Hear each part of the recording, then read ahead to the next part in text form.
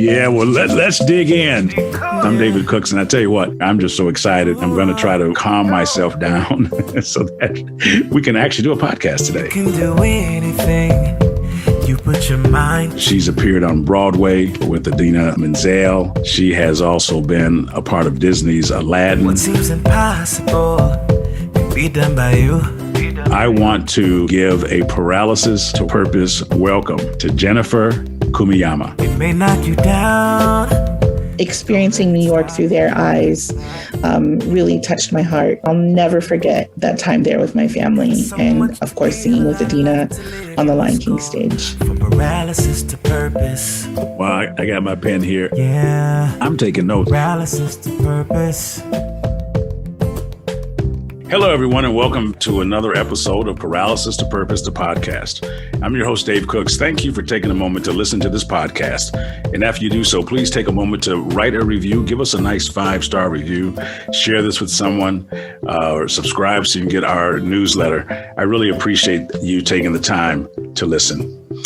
I say it every week or every time you hear me is I love the job that I do, and because I get to listen and talk to some of the most inspiring and innovative people in the world. And today is no exception. I first saw our guest today on television, and she was on a show, and her story was so profoundly moving to me that I reached out through a direct message on Twitter to see if she would be willing to come on the podcast. I didn't hear from her for a little while, but that's okay. And then I got a response, and she said yes. So she's here today, and I'm super excited about it. She is not just an incredible singer, but she's appeared on Broadway with Idina Menzel. She has also been a part of Disney's Aladdin and a number of other great places that she'll talk about some of those with us today and that journey. She's also a speaker, and she's an advocate for people with disabilities. She's done all of these things in spite of having some significant physical challenges, and she's going to talk about that with us today. So I want to give a Paralysis to Purpose welcome to Jennifer Kumiyama. Thank you so much, David. Thank you for having me. It's an honor to be here. Thank you. So why don't we start off and talk a little bit about, you have a congenital disability. That's a little different. As most of the listeners know, I was 15 years old when I had a blood vessel erupt on my spinal cord. And so it's a little different when you have something. I know what it is to walk and to not walk. And trust me when I tell you, walking is much better. Tell us a little bit about your situation and share that with our audience. I have a congenital disability called Arthrogryposis, and the literal translation from Greek means curved or hooked joints. So I have limited range of motion in all of my joints, and my hands are curved. I have club feet. I need help doing things like everyday things like getting up, getting ready, prepping food, most of the housekeeping, and things like that. So my disability requires me to have a lot of assistance in order to live my most independent life. Wow. About that, let's talk about, because independence is everybody's goal in life. How have you come to manage the fact that your independence is dependent somewhat on having assistance? How did you get to the point where you are now? Because you're relatively independent in my mind. Yeah, I feel I'm very blessed, first of all, to have people in my life that always look out for me and always help out. But I'm also blessed to have caregivers as well. I think what really helped me get to that mental space of it being okay to have help or even ask for help is I think I came to the conclusion that if God wanted us to do everything our own, then there would just be one person. But there are not. There's many people with varying levels of disability. And I honestly, in my heart, believe that that is because He made us to rely on each other and help each other through this life. So and I don't think I really got into that headspace until I was like in my mid 30s. I'm 41 now. And I call it that, I jokingly call it my grandma headspace, where I'm just at that age where, if this is what I have to do, then I really don't care. I'm much more comfortable asking people for help in public, whether it's open a door or if, I drop something. And I think my comfortability level with myself as a woman with a disability helps other people see that and accept that people with disabilities are just people who have to do things differently or with a little more help. Yeah, I couldn't agree with you more. One of the pillars that we talk about from going from paralysis to purpose is partnerships. Mm-hmm. And I love the fact that we don't have to make any journey in life alone, and that everyone has various amounts of abilities that they can bring to the table to help each other's disability become less significant. And so that's important. And I know the older I got, there was a time I was going to do everything by myself. I'll hold the door. I'll get in the car. I'll do it. I got it. Well, then at some point, I also understood I was shortchanging people on their opportunity to be blessed for serving. And when I switched my mindset on that, I allowed for people to serve me in the way that they could and wanted to, because I knew there was a blessing for them on the other side. So that's absolutely, that's fantastic. As a child, let's talk about your family for a little bit, because I don't know much about your family. Where you're from, you clearly, as I did my research, you're a multiracial woman. Yes. And let's talk about some of that, and then we'll get into your childhood experiences as you attended school and these other things, because for you to get to the place that you are now, or to get to the place that you got to at age 30, where you really began to understand who you were, there was some stuff along the way, I'm sure. Absolutely. That was a little bit unpleasant. Absolutely. Let's talk about well, my family, on my mother's side, my mom is half Chinese and half Black, and my father is from Guam. Wow. It was a very small island in Micronesia. I grew up in a blended family. My dad got remarried when I was about 5 years old, and my mom married when I was much older, but her and my stepdad have been together since I was about 4 or 5. I'm the oldest of 6 kids. Wow. I have 4 brothers and a sister that I waited almost 11 years for. So she was a blessing. And we all had responsibilities, for the longest time, especially on my biological mother's side, I was the only girl. And I think being raised with so many boys and a family that it was in the trucking industry really made me thick-skinned and tough. And I love my brothers and my cousins now. I mean, I always did, but, I think what really helped was my maternal grandmother was a nurse, and my parents were very young when they had me. My mom was fresh out of high school, and so was my father. And if my grandma really advocated when it came to the medical side of things for me. When I was born, I think, to my parents' horror, the doctors advised them to amputate all of my limbs because they would be no good.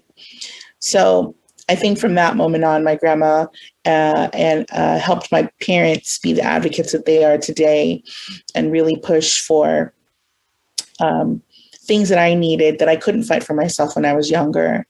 Growing up in a house with 6 kids, we all had chores and we all had to rely on each other. Every Friday after school, all the chores had to be done, and or else we couldn't go outside. I also think that was a trick to keep us inside versus going outside. But, my parents still disagree with that. But now that I'm older, I'm like, I see you. I see you got 6 kids, you got them chasing them around outside somewhere, right? Yeah.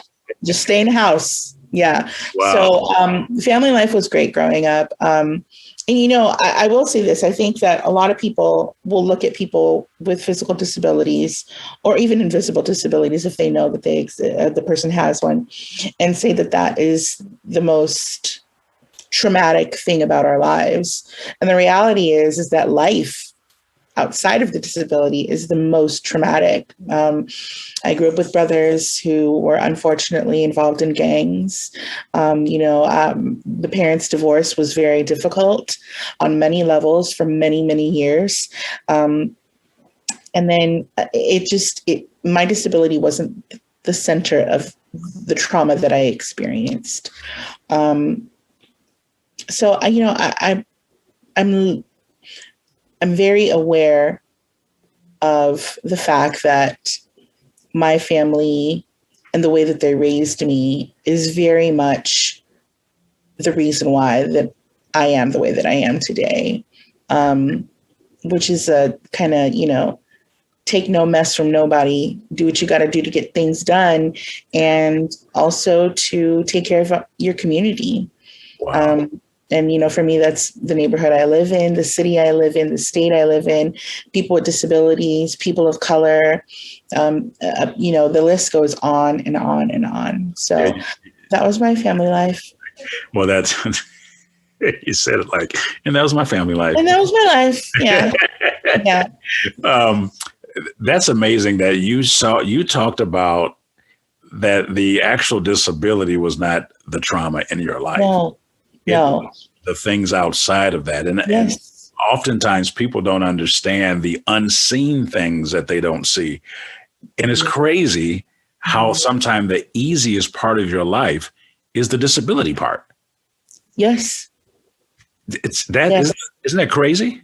Mm-hmm. Yeah, it really is crazy. And I mean, now that I definitely did have some, issues when I was younger pertaining to my disability, especially like body image and things like that. But on the grand scheme of things, when it comes to what's contributed the most to my trauma, a disability is not up there with other things, so. Yeah. Well, so you've had to deal with other things that help strengthen you. You talked about now as a result of your family and all of the, every family has got something that they deal with. Everyone does. Whether if you're listening to this and you say you don't, you're not telling the truth. That's your problem. That's your problem. That's right, and adversity really is the beginning of defining who a person is. Absolutely. And when they get through that, you find out what they're made of. Mm-hmm. So you went to school, and I know you had all the people staring at you, all the stuff that happens. Mm-hmm. You were able to get through that, okay, and you begin to build your self-esteem thanks to your family. Mm-hmm. When did you first know that you could really sing, that you had a gift? Oh gosh. Singing became this thing that I absolutely loved to do, and it made me the most happy in life. And I don't think that I realized that I was any good until maybe in my high school years, probably in my sophomore, junior year, when I started making honor choir and the chamber choirs and started being put in the musicals and things like that. And then, when I moved out to Long Beach from Fontana, where I went to high school, one of the first things I did was audition for a reality TV show called Pop Stars 2. And I made the first cut, and I made it to the second round. And that was, to me, very eye-opening. Also, too, on the same note, I was really glad they cut me before the dance audition portion, because I had no clue, David, what on this earth I was going to do. I was like, whoa. I think I may have gotten myself in a little bit too much trouble, but God is good. He knows when you need to be there and he knows when you don't. So you're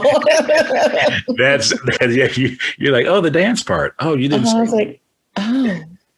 You didn't. And people were like, are you sad? I was like, no, I would have made a fool out of myself. Absolutely not. I'm so happy with what happened. And then, shortly after that, I went to an audition for a Disney theme park here in Anaheim. And it was for the newest park called California Adventure. And I auditioned for Aladdin, a musical spectacular. And after three or four callbacks, I was cast, and I couldn't believe it. Wow. So you started in high school, you kind of start to figure this thing out, and and people did they start telling you that you were good? Because, sometimes you don't know. You know, they did, but then I would listen to myself and I'd be like, I don't know what you think is good, but that was not good. But then I just come to realize that I just don't like listening to myself. So, it's just, like, yeah. But, at the same time, too, David, there's not very many people, especially in the 90s, that, or even further back, that looked like us in media and TV, and, and that was part of my mental block too, of, can I make this something that I could live off of? When I auditioned for Aladdin, I was going to school to be a music teacher. And while I just needed to stay surrounded by music. I didn't really want to teach. I just needed to be in the presence of music every single day. And then, I was like, I'm going to try auditioning. I'm close to LA, and I think it'd be good for me, just to go out there and get out and be seen. And it worked out in my favor. Earlier you mentioned how singing was the one thing that brought you the most joy in your life, the most joy. Were you encouraged as a young child to sing? Were your parents and your brothers and sister, were they a part of that? What was it that made you really, because it sounds like you are truly in your space when you're with music. Mm-hmm. I am. My stepmom, who raised us for the most part, she was a jazz musician, and she would teach kids out of our home clarinet, piano, mostly clarinet. And I remember, I think it was also too because my parents were so young. All of my parents were so young. I say all because, when you come from a blended family, there's, more than two parents. And I think their love of music really had an impression on me. But then also, too, what really brought me to that space of loving music so much was my grandpa. Every summer or every vacation, I would stay with my grandparents here in Long Beach. And my grandpa would go to the Baptist church down the street. And let me tell you, when I heard those ladies wail for the first time, I was like, here it is. Here it is. I'm here. This is where I'm supposed to be, And then on the other side of the family, we were raised Catholic. So then you have the cantors and the more classical styles of music. So I just felt like a sponge when it came to music of almost any genre. And it really pulled me in. In middle school, I started learning about this thing called Broadway. And a lot of people are like, in middle school, it's like, yeah, when you grow up with 6 kids, you don't travel much. And, it wasn't like we had money to go to the music store and buy things. We had the radio and the TV. So I started to, learn about Broadway and musicals, old and new. And that's where I felt that I fit vocally the best. Wow. And where I felt the most confident. As you can see from my... I see your collection. It's very impressive. I love music. I did Christian music in college, and so I've got albums and all different kind of stuff in here. But my dad was a cantor at one point. He sang cabaret songs, Broadway type songs, and all of that. So, and then, you've got the Pentecostal church side of music. And so it's so interesting. You are also exposed to a wide range of music, which gave you an appreciation. I can listen to all styles of music. I may be content specific, but styles I can really get with. And I think that's important. And that may have helped you in your career. How did that diversity of sound help you in terms of you as a singer? I think it just made me appreciate all genres and finding the beauty in all genres. Like, when I'm at home, I still listen to my parents' music, like the Gap Band. From the Gap Band to my mom's favorite musician, Gato Barbieri, my stepmom's favorite musician. to country, some country. Just I love it all. I love it all. And I think it really helped me, especially growing up in the Catholic Church. It really helped me find what most musicians would consider the basis of all good, the baseline of all good singers is a classical training. So I just appreciated it all, I think knowing it all helped me really find where I vocally fit the best. As you were developing as a singer and as a person, what was the most difficult challenge that you faced? One of the things that the other pillar we talk about is perseverance. Mm-hmm. And I already know that you had to have that. You already said it. You've got that no quit, take no crap from people mentality. What would be, if you look back, what would be one or two of the most difficult challenges that you had to deal with as you were coming into your own as an entertainer? That would definitely hands down be attitudinal and architectural barriers. A lot of people see folks with disabilities as being incapable. But then, there are people like the people who've hired me who see somebody who's completely capable of doing the job that just needs a little more help than everybody else. When I was younger, there were a lot of spaces that were not accessible at all. I remember for choir performances, either my dad would have to carry me up the 20 steps or a couple of people would have to carry me up the 20 steps in a power wheelchair because the Performing Arts Center didn't have access to the stage. Or I remember going to a local fair with the All City Honor Orchestra in elementary school and having to sit and watch my bandmates play because I couldn't get on stage. So there are things like that. And, when you're young, things like that make you embarrassed. So yes, they do. Yeah, that could have either really kept me in my shell, for which I think a part of my youth it did. And then as I got older, I was just like, oh no, where's this ramp? And I remember it was 1979 when I had my aneurysm, and that was just the beginning of accessibility conversations. Mm-hmm. Laws and things. And you're absolutely right. I went through more kitchens to get to get to the dining rooms than I could ever tell you. Probably, I don't know about you, but I'm still going through kitchens. Mm-hmm. Yeah.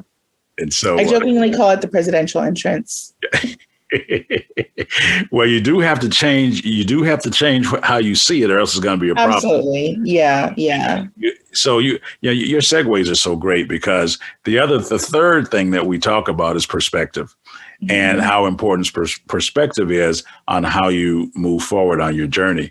Mm-hmm. You said something about there are people who have hired you that saw something different in you than the people who didn't hire you. Mm-hmm. Mm-hmm. When we talk about perspective, what comes to mind for you in terms of if you were trying to tell someone in the audience that's listening today how important your perspective is on you getting to your purpose? Well, I think it's really important, so I think other people's perspective, what I call attitudinal barriers, are still very much a huge part of the bigger barrier that we face every day, which is inaccess, whether that be to places or, services or programs. It's just really hard, and we're fighting for things still to this day that should be under the ADA, not an issue, but there's no oversight for the ADA unless people complain. My focus today, one of the main parts of my focus is disability intersectionality. Mm-hmm. Where does disability intersect? Everywhere. Right. Education, home life, literally everywhere. Absolutely. Well, I'll tell you what, this is a really good place to take a quick break. And when we come back, we're going to talk about what I saw on TV because it was amazing. And the rest of this story, we have to talk about some deep things sometime. and we just did. But when we come back, we're going to talk about what I think may have been one of the most remarkable accomplishments in Jennifer's life. We'll be right back on Paralysis to Purpose. There's more conversation just ahead on Paralysis to Purpose, the podcast, with David Cooks and his guest, Jennifer Kumiyama. David's award-winning book, Getting Undressed from Paralysis to Purpose, is now available as an audiobook, narrated by David himself. Here's an excerpt from Chapter 2, in which David recalls how he faced his first big challenge as a 16-year-old paraplegic, learning how to dress and undress himself. Back in the wheelchair I went. I considered waiting for a nurse. I was tired and I was frustrated. It would have been a lot easier just to wait for help and figure it out a different day. I sat there. As I sat there, though, my mind went to work. There had to be a better way to get these pants and shoes off, even from the wheelchair. I wanted to prove to myself that I could do it because I really wanted to go home. I locked my wheelchair in place and pushed up on the armrest just high enough to pull my pants down with my other hand.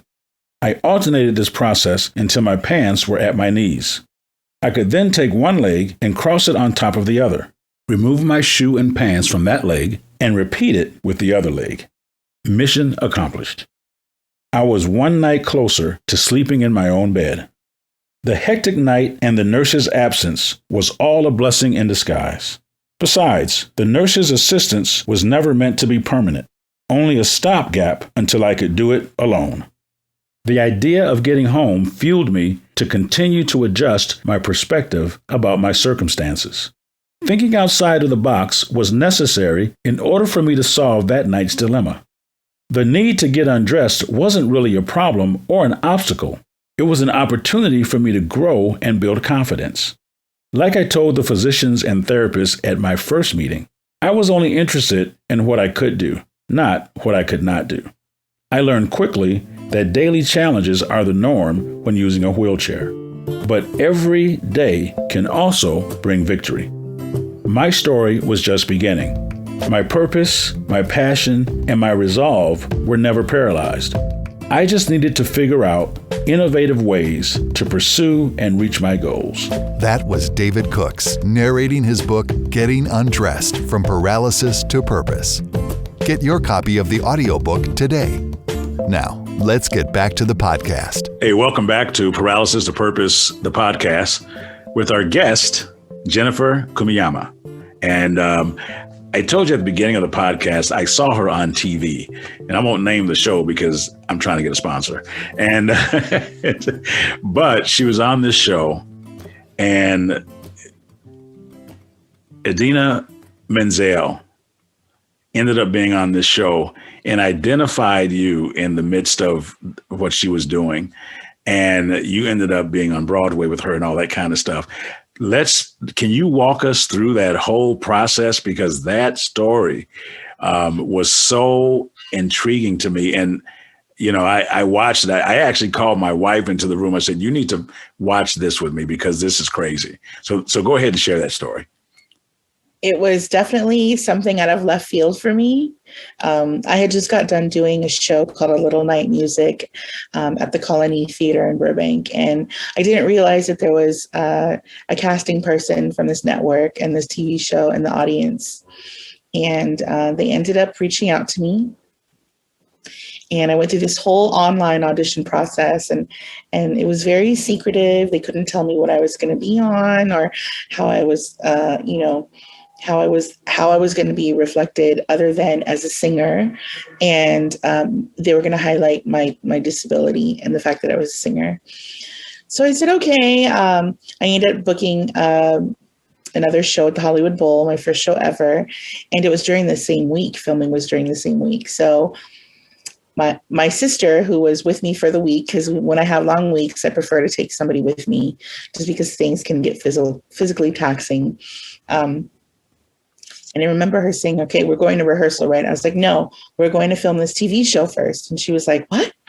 And I was like, yeah. It's at the Hold Hospital where I received treatment, the Orthopedic Institute in Los Angeles. We're just going to go. We're going to sing for the babies and things like that. I love singing for babies. I'll love it. So we get there and they tell us to stay parked, and they come out with microphones and they mic us up. And my sister's like, why are they micing me up? And I was like, I don't know, maybe you're going to be on TV. She's like, what are we doing? And I was like, I have no clue. Let's just go with it. Something in my heart is telling me to just go with the flow. So we get in there and they give me a dressing room, which is obviously a hospital room because we're in the hospital. And I start getting ready, and this woman comes in and they say, this is Helen. She's an aspiring singer from Colorado. And she's going to shadow you today. And you're going to walk her through the process in which you've prepared to sing for the kids today. And I was like, oh, okay. Okay. So I looked at her and I looked at that face and I was like, gosh, that's a real familiar face.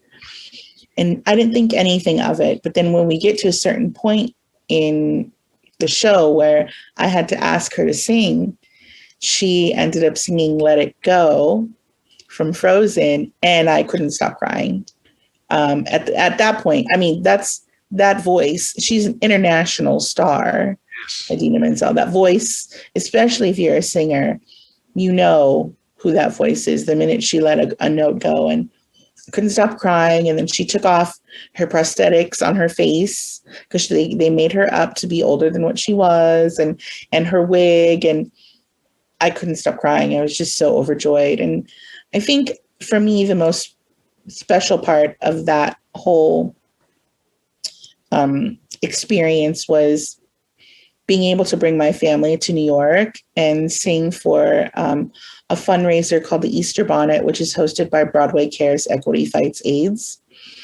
And being on a Broadway stage, we were at the Lion King stage, the Minskoff Theater on Broadway, and just surrounded by, it's a show that all the cast does to raise money for, this nonprofit. And it was amazing. It was amazing. Nathan Lane was on that day. Bernadette Peters was on that day. James Iglehart, who was one of the original genies in Disney's Aladdin, was there that day. And actually that interaction was the most, it gave me the most goosebumps. I met him after the show and he said, when I was trying to prepare for the Aladdin on Broadway show for that audition, he flew to California and he said, I saw you on stage. And I was like, that girl can sing. And in my heart exploded.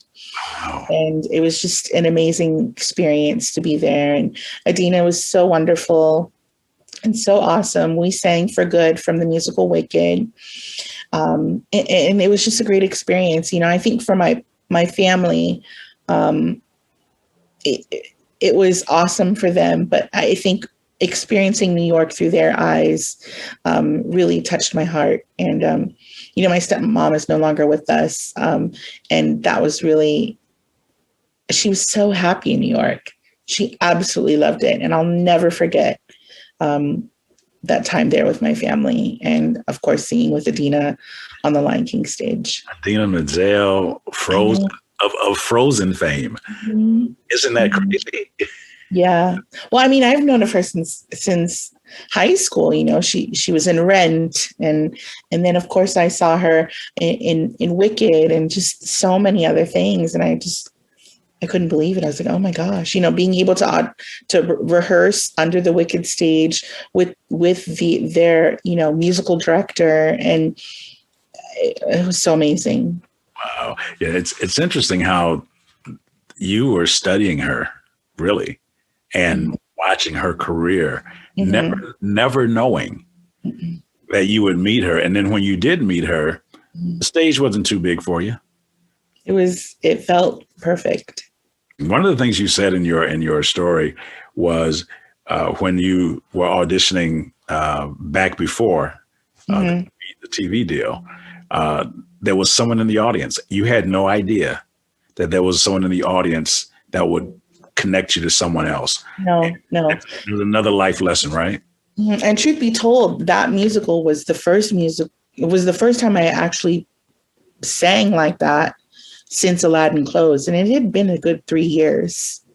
So wow. I don't even feel like I was I had to ease my way back into being, at par with everybody else that I was performing with, and that in itself was a great experience. But that whole experience opened up doors to another one, to which I'm so grateful for. So if you're listening out there, you never know who's watching what you do, or listening to what you do, or observing what you do. So do it to the best of your ability. Give it your best effort, because you just don't know, right? And you are one person away from your breakthrough. Absolutely. Right. Absolutely. I completely believe that. Have pride in your work, whether you're getting paid for it or not. I didn't get paid for that show in Burbank, but it was definitely an amazing experience. I got paid spiritually, my soul got paid because it's what I love to do. But sometimes what we're passionate about isn't always about money. We hope you're enjoying Paralysis to Purpose, the podcast. Be sure to follow us on Facebook, Instagram, Twitter, and TikTok at Paralysis to Purpose for more updates. Also, check out David's website at davidcookspeaks.com to learn more about his mission and purchase his book, Getting Undressed, From Paralysis to Purpose. You begin to use your voice. You talked about singing for babies and other things. So your voice wasn't just for you. You began to serve others with it. When did you understand that purpose involves serving other people?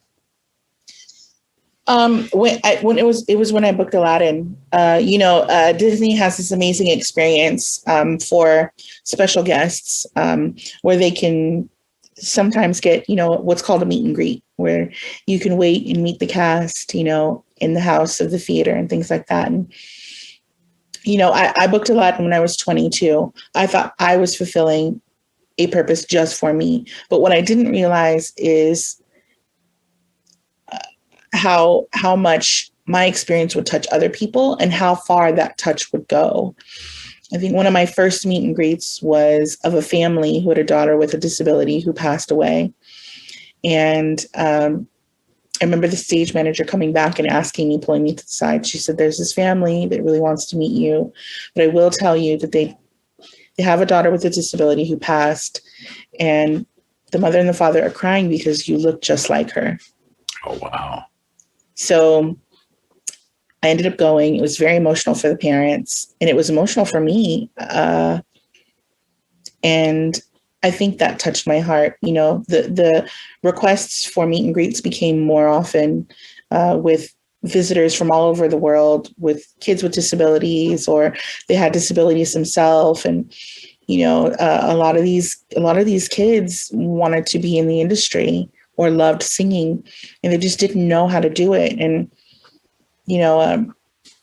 it meant the world to me to be that example, to provide hope, and to encourage. And that was when I really saw clearly what my purpose was. That's fantastic. There's nothing like knowing that you've changed somebody's life for the best. No. There's nothing like that. And so if you're listening and you haven't begun to find out how to serve someone else and how to make someone else's dream come true, start. Because once you feel that, you want that feeling as much as humanly possible. Mm-hmm. Mm-hmm. Yeah. I think one of my favorite things from the Bible is blessed are those who suffer, and when you see someone suffering, you never know what a simple hello or, a smile will do for that person. I honestly believe that we are those blessings to other people. So to just, continue walking through life and remembering that it's always at the forefront of my mind. So, what are you doing now with singing, entertaining? Is there anything next on the horizon? Sounds like you've transitioned, you've done advocacy work and all of those types of things. Are you going to get back now that COVID is, we're not on the other side of COVID, but at least, yeah, we're closer than we were before. Mm-hmm. What's next for you? Well, I was performing for, COVID really hurt the entertainment industry, hurt. I'm still auditioning for TV shows and things like that. That never really leaves my plate. I always make space for it because it's what makes me the most happy. But I work for a boutique firm. Actually, it's not boutique anymore. I work for a firm that works to get people elected into office. Mostly women of color, and mostly people from the LGBTQ and disability communities. So if what I do today was a show on Broadway, I'm definitely more in the background, but I love it. In addition to that, I still do singing virtually. I do a program called Bedside Beats through the Long Beach Blues Society, where it's singing virtually for kids in the hospital. And I sing for kids at Miller's Children's Hospital, which is a local hospital here in Long Beach. And I love doing it. I wish I could do it in person, which is how the program was conducted before the pandemic, but this is much safer for everybody. And there's still the kids get to be exposed to music. So that's really important. And I just, if there's a gig here and there's a gig there, and, also too, when Aladdin closed, I realized that there is room in my heart to be passionate about more than one thing. And I think community and what I do now is definitely something that I'm passionate about. Wow. And I think because we get to see, how being an advocate can really make change, significant change, not just in my life as a person with disability, but everyone's life that I live with, in this city, in this state with a disability, in this country. So, now, do you have any recorded music that people can listen to you? I want to ask you to sing I have some stuff on my website that people can use. Yeah, my website is jenniferkumiyama.org. And you can visit there, and there's some recorded tracks, some covers because I don't write, and some video. So I checked those out, and I wanted you to definitely talk about that, because if you want to follow her, find out what she's doing, definitely go check out the website. Her voice is amazing. I can't have her sing here because then you guys will I don't know what happened. But her voice is amazing and her story is outstanding. I've enjoyed my conversation with you today, Jennifer. I mean, this has been same. Thank you so much. More than I could have ever imagined. And you took us down memory lane and into the future, and there's a lot of positive in store for you. Anything else you want to leave with our audience before we close today? If you have a disability, keep fighting the good fight.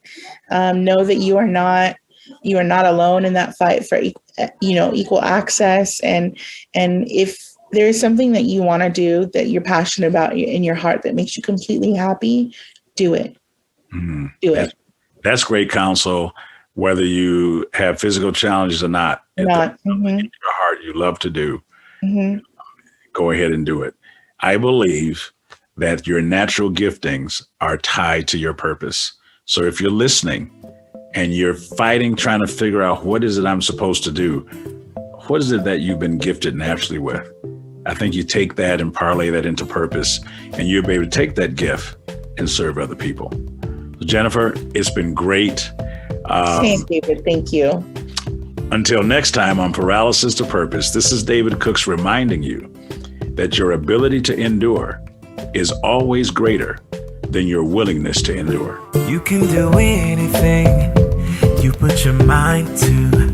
Thanks for tuning in to Paralysis to Purpose. Don't forget to follow us on social media at Paralysis to Purpose on Facebook, Instagram, Twitter, and TikTok. To purchase his book, visit davidcookspeaks.com. Be sure to tune in next time for more inspiring conversations with David Cooks. Now, my mom's list was a bag of apples. And so I go and pick up the bag of apples, and I see an older lady kind of right next to me. And basically she stopped me and said, "Excuse me." And I was like, and she's basically asking the question like, why are you here? Next time on Paralysis to Purpose. We're going to be speaking with Kevin Sakaner today. And I'm like, what does that mean? And she's like, your parents like should have basically like aborted you as a kid or as a baby. And so in that moment, I first of all did not know how to respond. Paralysis to purpose.